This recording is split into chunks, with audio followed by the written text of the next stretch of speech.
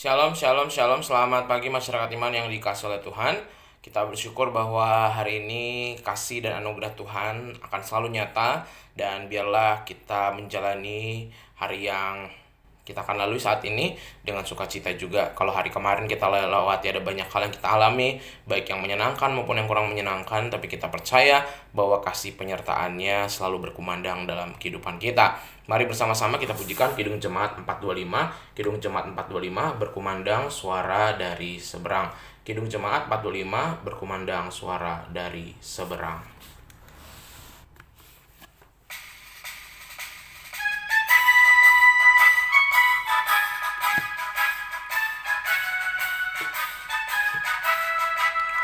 Berkumandang suara dari seberang, kirimlah cahayamu. Banyak jiwa dalam dosa mengerang, kirimlah cahayamu. Kirimlah pelita Injili menyentak yang terlelap. Kirimlah pelita Injili menyentak yang terlelap.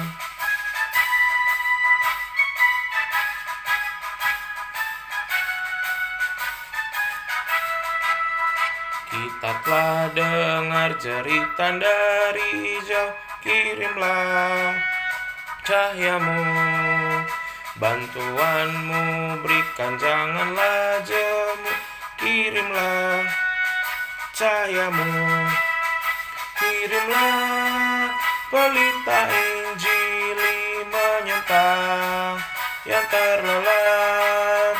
Kirimlah pecinta Injili terlentang yang terlelap. Mari kita berdoa. Ya Tuhan, kami percaya bahwa kami juga menjadi orang-orang yang bukan hanya menerima cahaya kasih Tuhan, tapi kami juga harus membagikannya dalam kehidupan kami, membawa banyak orang untuk boleh merasakan anugerah dan kasih Tuhan. Sebentar kami mau baca firman-Mu, biarlah firman-Mu pertama-tama menerangi hati dan pikiran kami. Kami serahkan hanya di dalam nama Tuhan Yesus Kristus, Juru Selamat kami hidup, kami berdoa dan bersyukur. Amin. Bersama-sama kita buka Imamat 11 ayat 44-47. Imamat 11 ayat 44-47. Imamat 11 ayat 44-47. Dengarkanlah sabda Tuhan. Sebab akulah Tuhan Allahmu, maka haruslah kamu menguduskan dirimu, dan haruslah kamu kudus, sebab aku ini kudus. Dan janganlah kamu menajiskan dirimu dengan setiap binatang yang mengeriap dan merayap di atas bumi. Sebab akulah Tuhan yang telah menuntun kamu keluar dari tanah Mesir, supaya menjadi Allahmu.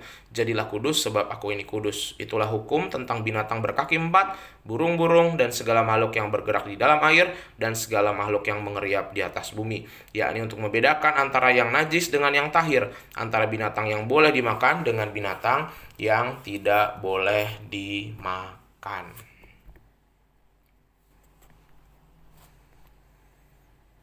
Siapa di sini yang hobi makan B2? Kalau orang Kristen tuh identik banget ya. Kalau orang Kristen tuh pasti bisa makan B2 gitu. Karena kita kan mayoritas agama Muslim, jadi kayaknya itu yang paling membedakan. Wah, kalau orang Kristen tuh makannya makanan yang haram gitu kan, buat orang Muslim. Kalau kita sih senang banget ya makan B2, dan bersyukurnya orang Kristen sekarang kita tidak diharamkan makan itu. Selain enak gitu ya, tapi juga B2 juga hampir jadi makanan adat banyak suku gitu ya. Suku Tionghoa, suku Batak, suku Manado, begitu, suku Kupang, suku Toraja, Kalimantan, banyak suku yang menggunakan B2 sebagai makanan yang akan selalu muncul dalam acara-acara tradisinya. Selain mungkin karena di hutan ada babi hutan ya, ataupun juga mungkin juga peternak.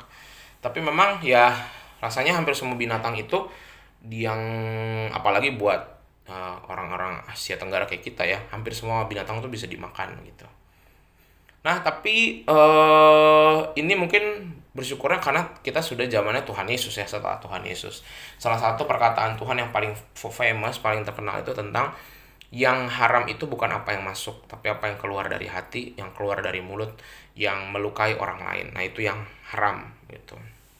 Nah, itu berangkat dari aturan yang sebelumnya sebenarnya berbeda dengan apa yang Tuhan Yesus genapi gitu ya. Di Perjanjian Lama seperti kita baca ini, pada masa itu Tuhan membatasi cara makannya orang Israel gitu ya. Saya percaya membatasi ini bukan bicara soal haram, itu adalah haram ketika dimakan, bukan pada dasarnya si binatang-binatang ini haram, bukan. Kalau dari awal haram ya Tuhan nggak ciptain gitu ya. Tapi kenapa menjadi haram? Beberapa teolog melihat bahwa kondisi geografis pada masa itu binatang-binatang ini, satu, tidak tersedia karena mereka berjalan di padang gurun. Kedua, kalaupun ada binatang-binatang yang memang beracun gitu ya, yang berbahaya sehingga tidak bisa dimakan gitu. Dan itu aturan yang sangat ketat pada masa itu. Bahkan setelah padang gurun pun Tuhan sih nggak bilang selama-lamanya, cuma dibilang nggak boleh gitu, cuma dibilang nggak boleh, nggak dibilang batas waktu, itu nggak dijelasin. Tapi akhirnya terus dipahami sampai orang Yahudi sekarang gitu. Tapi kita bersyukur sebagai orang Kristen, Tuhan Yesus itu menggenapi bahwa yang haram itu bukan apa yang masuk, tapi apa yang keluar. Dan betul, Tuhan kalau menciptakan benda itu haram atau makhluk itu haram, ya dari awal Tuhan nggak ciptain. Tapi kan semua makhluk kan diciptakan baik, nggak cuma manusia, tapi semuanya amat baik. Sehingga yang menjadi haram itu ketika bagi Tuhan Yesus yang paling utama adalah yang keluar dari hati. Nah, Bapak Saudara, hari ini kita juga mau melihat dan menjaga sikap kita. Kalau omongan kita, tutur kata kita, cara kita berinteraksi, berperilaku, bahkan mungkin sekarang udah nggak modelnya lewat omongan, lewat misalnya kita ngomong di WhatsApp, di Facebook, di status kita. Ketika kita nggak jadi contoh itu, kita sebenarnya udah melakukan hal yang haram. Hal yang haram yang menjijikan dan najis gitu. Harusnya itu nggak boleh. Jadi sama seperti orang Islam melihat daging babi, sama seperti ketika orang Kristen ngomong kasar, ngomong kotor, menyakiti orang, nah itu sama haramnya, sama dosanya gitu ya. Bahkan mungkin lebih besar orang Kristen yang ketika melakukan tindakan tadi dari bersikap dan perbuatan dan tutur kata itu. Ya, jadi sebenarnya kelihatannya wah kita enak bisa makan babi, tapi sebenarnya kita lebih berat karena yang kalau dari mulut itu kadang nggak kesaring, dan nggak cuma lewat mulut, sekarang kita lewat tangan, lewat tulisan di sosial media. Nah, Bapak Saudara, mari bersama-sama kita jaga. Nggak perlu kita menghakimi orang lain. Wah, orang lain ada yang kayak gitu, nggak. Kita jaga diri kita aja. Urusan kita sama Tuhan. Pribadi kita jaga tutur kata, mulut kita, sikap kita, cara kita bersosial media, supaya jangan sampai haram yang keluar. Gitu ya. Kalau kayak gitu terus kita akan melukai Tuhan, melukai Tuhan, melukai Tuhan. Dosa, dosa, dosa, dosa. Stop. Jangan. Ya, sekalipun kita capek, sekalipun kita marah, sekalipun kita pengen ngomong, pengen berekspresi, jangan. Jangan lukai orang. Kenapa? Karena kalau kita lukai orang berarti kita juga lukai Tuhan. Mari sama-sama kita jalani hari ini dengan kebaikan, dengan sikap yang baik, dengan sikap yang santun. Amin. Mari kita berdoa. Tuhan, kami bersyukur melalui firman-Mu kami belajar bahwa apa yang haram dan najis itu bukan apa yang kami makan, tapi apa yang keluar dari sikap, perbuatan, tutur kata kami, bahkan interaksi kami di sosial media. Ajarkan kami untuk baik, bijak, setiap kali kami bersikap, dan ajarkan kami tidak sibuk menghakimi orang lain. Mau orang lain lakukan itu urusan orang lain dengan Tuhan. Urusan kami adalah urusan kami pribadi, dan kami mau belajar untuk berhati-hati dalam bersikap, dalam bertutur kata hari ini. Biarlah Kristus yang kami cerminkan. Jangan sampai keluar dari mulut kami, mulut yang memuji Tuhan, tapi mulut yang sama juga yang melukai Tuhan dengan perkataan, tutur kata, cara kami bersosial media. Ampuni kami Tuhan, kami serahkan kehidupan kami hari ini hanya dalam nama-Mu kami berdoa. Amin. Selamat pagi, Tuhan Yesus memberkati, tetap bersemangat.